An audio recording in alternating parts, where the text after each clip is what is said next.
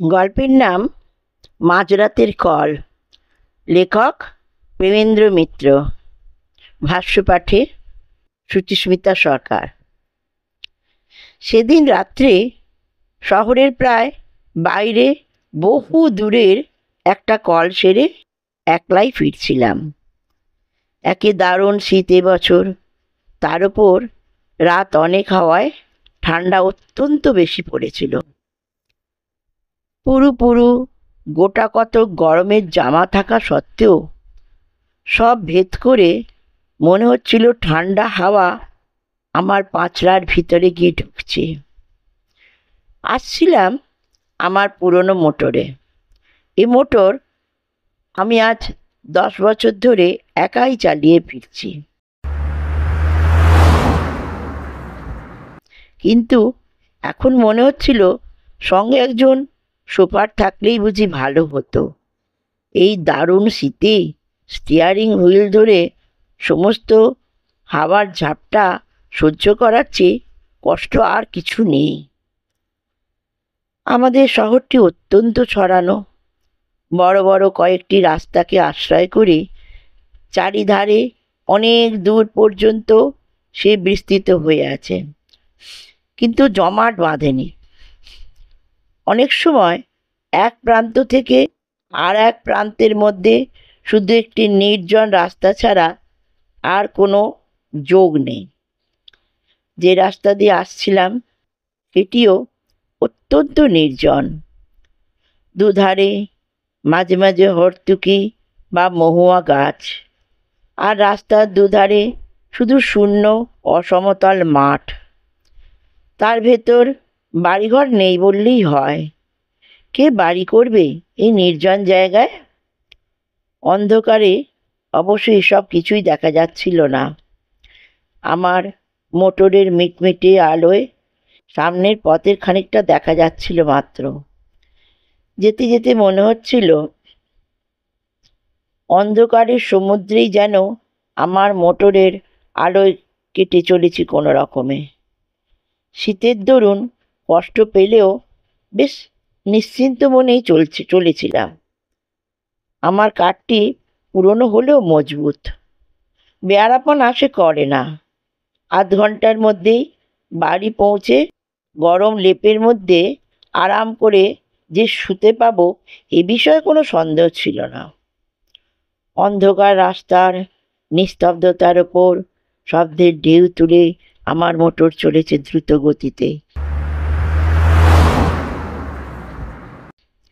নিজেকে যথাসম্ভব আবৃত রেখে ভেতরে বসে সমস্ত চিন্তা ত্যাগ করে আমি শুধু আমার গরম বিছানাটার আরামের কথাই ভাবছি। ডাক্তারদের মতো পরাধীন আর কেউ নয়, তবু মনে হচ্ছিল একবার বাড়িতে পৌঁছতে পারলে প্রাণের দায়ে ছাড়া শুধু পয়সার জন্যে আর আমায় কেউ বার করতে পারবে না।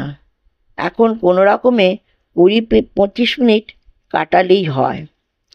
কিন্তু হঠাৎ অপ্রত্যাশিত এক ঘটনায় সুখ স্বপ্ন ভেঙে গেল। আমার একান্ত সুস্থ সবল মোটর থেকে থেকে থেকে অদ্ভুত একরকম ধাতব আর্তনাদ করতে শুরু করেছে। মোটরের এরকম আচরণের কোনো কারণই খুঁজে পেলাম না।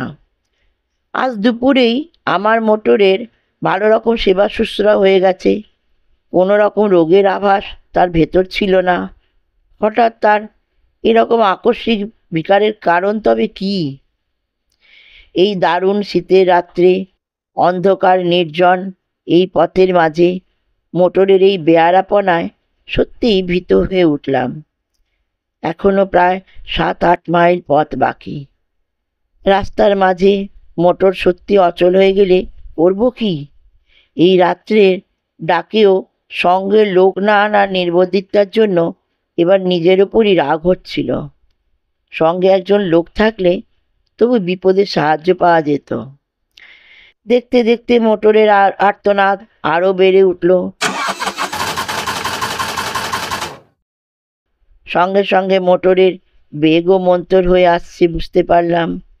মোটর চালানোর সমস্ত বিদ্যা প্রয়োগ করেও সুরাহা কিছু করতে পারলাম না। কাতরাতে কাতরাতে খানিক দূর গিয়ে আমার মোটর হঠাৎ রাস্তার মাঝে এক জায়গায় একেবারে থেমে গেল। আর আর তার নড়বার নাম নেই। চেষ্টার আমি তখনও ত্রুটি করলাম না, কিন্তু আমার পীড়নে অস্পষ্টভাবে একটু কাতরোক্তি করে ওঠা ছাড়া আর কোনো সাড়া সে দিল না। ভয়ে দুর্ভাবনায় সত্যি তখন আমার সমস্ত দেহ আড়ষ্ট হয়ে এসেছে।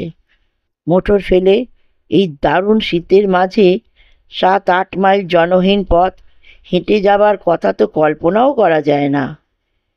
এই মাঠের মাঝে মোটরে সারা রাত কাটানোও অসম্ভব। এখন উপায়? ডাক্তারবাবু! হঠাৎ বুকের ভেতর হৃৎপিণ্ডটা যেন লাফিয়ে উঠল। এই জনশূন্য পথে এমন সময় কে ডাকলো? আবার শুনতে পেলাম, ডাক্তারবাবু! এদিক ওদিক অন্ধকারে দৃষ্টি নিক্ষেপ করে এবার দেখতেও পেলাম পথের ধারে ঝাঁকড়া একটি গাছের পাশে আবছা একটি দীর্ঘ শীর্ণ মূর্তি দেখা যাচ্ছে। হঠাৎ এমন জায়গায় কেমন করে সে উদয় হলো বুঝতে না পারলেও সাড়া দিয়ে বললাম, কে? কে তুমি? মনে তখন আমার একটু আশার রেখাও দেখা দিয়েছে। তার আবির্ভাব যেন বিস্ময়করই হোক না কেন, লোকটার কাছে সাহায্য পাবার সম্ভাবনা তো আছেই। লোকটা সেই জায়গা থেকেই বললে, আমায় চিনবেন না আপনি? চেনার জন্য আমি তখন ব্যস্ত নই। আমার সাহায্য করবার জন্য একজন লোক তখন দরকার মাত্র। সেই কথাই তাকে বলতে যাচ্ছি, এমন সময় লোকটা আবার বললে, আপনাকে একটু আসতে হবে ডাক্তারবাবু, ভারী অসুখ একজনের। এমন সময় এই অনুরোধে বিরক্ত যেমন হলাম, আশ্চর্য হলাম তেমনি। ঠিক এই সময় রাস্তার ঠিক এক জায়গায় রুগী কি আমার জন্য তৈরি হয়ে বসেছিল। লোকটা আমার মনের কথাই যেন আঁচ করে বললে, এ ভগবানের দয়া ডাক্তারবাবু, এমন সময় আপনাকে এখানে পাবো স্বপ্নেও ভাবিনি, অথচ না পেলে যে কি বিপদই হতো। বেশি কথাবার্তা তখন আর ভালো লাগছিল না। একটু বিরক্তি হয়েই বললাম, কোথায় তোমার রুগী? লোকটা এবার নিঃশব্দে অন্ধকারের ভেতর একদিকে হাত বাড়িয়ে নির্দেশ করলো। সেদিকে চেয়ে দেখলাম সত্যি দূরে একটা বাড়ির আলো যেন দেখা যাচ্ছে। এরকম নির্জন প্রান্তের মাঝে এরকম বাড়ি খুব কমই থাকে। হঠাৎ এরকম জায়গায় এমন সময় যাওয়াও একটু বিপজ্জনক। তবে শত্রু আমার কেউ তো নেই, এবং সঙ্গে টাকা কড়িও নিতান্ত সামান্য, এই যা ভরসা। একটু ভেবে নিয়ে জিজ্ঞাসা করলাম, কি অসুখ? উত্তর এলো, জানি না ডাক্তারবাবু, কিন্তু অত্যন্ত সঙ্গীন অবস্থা। তাড়াতাড়ি না গেলে বোধহয় আর বাঁচানো যাবে না। দোহাই আপনার, চলুন ডাক্তারবাবু। কোথায় নিজের বিপদ সামলাবো, না হঠাৎ রাস্তার মাঝে মাঝরাত্রে যেতে হবে পরের চিকিৎসায়? তবু ডাক্তার মানুষ, জীবন মরণের সমস্যা শুনলে চুপ করে বসে থাকতে পারা যায় না। বাধ্য হয়েই তাই বললাম, চলো। মাঠের ওপর দিয়ে সরু একটু পথ, অন্ধকারে ভালো করে দেখাই যায় না। তাই তাই ধরে লোকটার পিছু পিছু মিনিট 5 হেঁটে একটা বাড়ির উঠোনে এসে দাঁড়ালাম। সামনে একটি ঘরের দরজা থেকে আলো দেখা দিচ্ছে। সেই দিকে দেখিয়ে লোকটা বললে, ওই ঘরেই রোগী বাবু, আপনি যান, আমি এখনই আসছি। অন্ধকারের ভেতরেই বুঝতে পারছিলাম বাড়িটি বিশেষ সমৃদ্ধ চেহারার নয়। গুটি 4-5 ঘর এবং একটুখানি ঘেরা উঠোন। ঘরগুলিও সব পাকা ছাদের নয়, দুপাশে খোলার ছাউনি। লোকটার কথা মতো সামনের ঘরে এবার গিয়ে ঢুকলাম। ঘরটি আয়তনে বেশ বড় নয়, তার উপর নানান অন্ধকারে বাক্স প্যাঁটরায় বোঝাই বলে ভেতরে নড়বার চড়বার স্থান অত্যন্ত অল্প। দরজার মুখোমুখি একটি জানলা, সেই জানলার ধারে মিট মিট করে একটি কেরোসিনের লণ্ঠন জ্বলছে। সেই আলোতেই অস্পষ্টভাবে দেখা গেল দরজার বাঁ ধারে একটি চারপায়ায় অত্যন্ত শীর্ণ এক ভদ্রলোক শুয়ে আছেন। আমি ঘরে ঢুকতেই তিনি ক্ষীণ স্বরে বললেন, এসেছেন ডাক্তারবাবু? আপনার দয়া কখনো ভুলব না, বসুন। ঘরের ভিতর এদিক ওদিক চেয়ে বসবার জায়গা একটিই দেখতে পেলাম। জানলার কাছে গিয়ে চারপায়া থেকে অনেক দূরে একটি বেতের মোড়া, সেইটি টেনে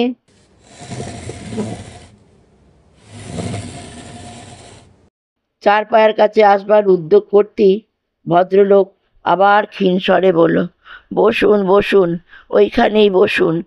আগে আমার রোগের কথা বলি, শুনুন। একটু হেসে এবার সেইখানেই বসলাম। রুগীদের নানা অদ্ভুত বাতিকের সঙ্গে আমার যথেষ্ট পরিচয় আছে।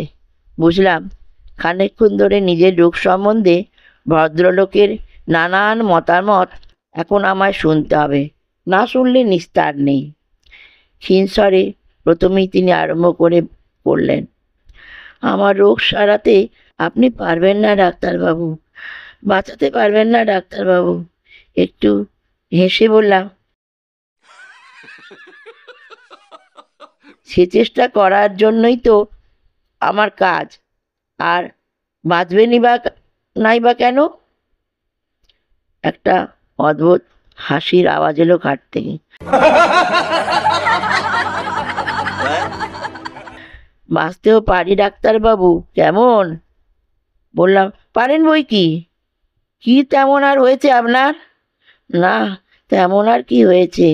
ভদ্রলোক আবার যেন হাসলেন, তারপর বললেন, ডাক্তারদের অনেক ক্ষমতা, কেমন না? কিন্তু ধরুন তাতেও যদি না বাঁচি, যদি আজ রাত্রেই মারা যাই। রোগীর এই অর্ধন্মত্ত প্রলাপের উত্তরে কী যে বলবো কিছুই ভেবে পেলাম না। মনে মনে তখন এই বিলম্বে অস্থির হয়ে উঠেছি। রোগী আবার বলে উঠলেন, যদি আপনি থাকতে থাকতেই মারা যাই ডাক্তারবাবু, কি হবে তাহলে? কে আপনার ফি দেবে? আচ্ছা, পাগল রুগীর পাল্লায় তো পড়া গেছে। বললাম, যদি নেহাতি তাই হয় তাহলে ফি নাই পেলাম। আমরা শুধু ফির জন্যই সবসময় আসি না।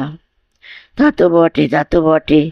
পৃথিবীতে ভালো লোক, পৃথিবীতে মনুষ্যত্ব এখনও আছে, তাই না ডাক্তারবাবু? কিন্তু আপনার ফির ব্যবস্থা আমি করে রেখেছি ডাক্তারবাবু। হঠাৎ যদি মরে যাই, ওই বাক্স খুলে ফেলবেন, বুঝবেন ডাক্তারবাবু, এই ওই বেতের ছোট্ট বাক্সটি। ভদ্রলোকের স্বর আরও মৃদু হয়ে এলো। ওই বাক্স ওই বাক্স থেকে আপনার প্রাপ্য টাকা নেবেন। আরও একটা জিনিস নেবেন ডাক্তারবাবু। বলুন, নেবেন তো? একটু বিরক্তি হয়ে বললাম, কি? কিছু না ডাক্তারবাবু, একটা কাগজ, কিন্তু ভয়ানক দরকারি কাগজ। এ কাগজ ওখানে আছে, শুধু আপনি আর আমি জানি, আর কেউ জানে না। জানলে আর ওখানে ওটা থাকতো না। ভদ্রলোক একটু চুপ করে থেকে একটু হেসে আবার বললেন, এ বাড়িতে কাউকে দেখতে না পেয়ে আপনি ভাববেন না যে আমার কেউ নেই। আমার অনেক আত্মীয় আছে, ওত পেতে বসে আছে আমার মরার অপেক্ষায়। শুধু তাদের বিশ্বাস আজ আমি হয়তো মরবো না, তাদের বিশ্বাস মরবার আগে আর আমি কিছু করবো না, তারাই সব পাবে। এবার আমি বলতে যাচ্ছিলাম, আপনার অসুখটা সম্বন্ধে। হ্যাঁ, অসুখ তো দেখবিনি, তার আগে আর একটা কথা বলেই নি। এই কাগজটি আমার উইল ডাক্তারবাবু, আমার ছেলের নামে উইল। সে ছেলেকে আমি ত্যায্যপুত্র করেছিলাম একদিন, কোথায় আছে তাও জানি না। কিন্তু জানেনই তো, রক্ত জলের চেয়ে ঘন। আর বেশিক্ষণ অপেক্ষা করা যায় না। মোড়া থেকে উঠে আমি বললাম, এইবার আমি দেখতে পারি? খাট থেকে আওয়াজ হলো, দেখুন। আমি খাটের কাছে এগিয়ে গিয়ে রোগীর নাড়ি দেখবার জন্যে হাতটা তুলে ধরলাম, এবং পর মুহূর্তেই সেই দারুণ শীতের ভেতরেও আমার সমস্ত দেহ ঘেমে উঠল। সে হাত বরফের মতো ঠান্ডা। রোগী মৃত। শুধু মৃত হলে এতখানি আতঙ্কের আমার বোধহয় কারণ থাকতো না, কিন্তু ব্যাপার যে আলাদা। ডাক্তারি শাস্ত্রে যদি কিছু সত্য থাকে, তাহলে এই রোগী এইমাত্র কখনোই মারা যায়নি। তার মৃত্যু হয়েছে অনেক আগে, কয়েক ঘন্টা আগে। সমস্ত দেহ তার কঠিন। উন্মাদের মতো আরও খানিকক্ষণ পরীক্ষা করলাম। না, ভুল আমার হতেই পারে না। কিন্তু তাহলে কি এ ব্যাপারের অর্থ? তখন কিন্তু স্থিরভাবে কোনো চিন্তা করবার আর আমার কোনো ক্ষমতা নেই। আতঙ্কে আমার বুকের স্পন্দন পর্যন্ত যেন থেমে আসছে। হঠাৎ জানলার কাছে বাতিটা দপ দপ করে নেচে উঠল। সেটা একবার নেড়ে দেখলাম, তাতে তেল এক ফোঁটাও নেই। প্রান্তরের মাঝে নিস্তব্ধ নির্জন বাড়িতে এই ভয়ঙ্কর অবস্থায় আমি একা। এই বাতির আলোটুকুই যেন আমার একমাত্র সহায় ছিল। তাও নিভতে চলেছে দেখে আমি দ্রুতপদে ঘর থেকে বেরিয়ে পড়লাম। বুঝতে পারলাম পিছনে আলোটা আর কয়েকবার নেচে নিভে গেল। তখন আমি উঠোন ছাড়িয়ে এসেছি প্রায়। কিভাবে তারপর অন্ধকার প্রান্তরের ভেতর দিয়ে ছুটতে ছুটতে এসে মোটরে উঠেছিলাম তা আমার মনে নেই। মোটর চালিয়ে